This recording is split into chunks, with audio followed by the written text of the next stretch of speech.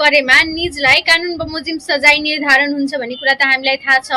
तर के तपाईलाई थाहा छ कुनै पनि बालबालिकाले कसुर गरेमा निजलाई निजको उमेर अनुसार सजाय निर्धारण गर्नेछ? हो, यदि उक्त बालबालिका 10 वर्ष उमेर भन्दा तल मुनिको उमेरको रहेछ भने निजलाई कुनै प्रकारको सजाय हुने छैन।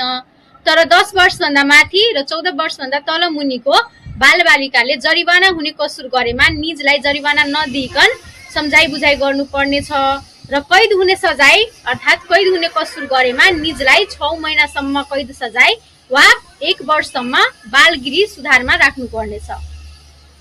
र त्यति मात्र हैन, 14 वर्षभन्दा माथि र 16 वर्षभन्दा तल उमेर पुरा भएको व्यक्तिले कुनै कसुर गरेमा निजलाई उमेर पुरा भएको व्यक्तिले गरेको सजायको आधा सजाय हुनुपर्ने छ।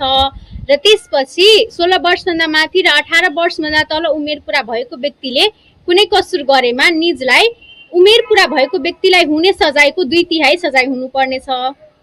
र यस्तै यस्तै भिडियोको लागि माई लिगल करियर पेजलाई लाइक, शेयर, फलो गरिदिनु होला। धन्यवाद।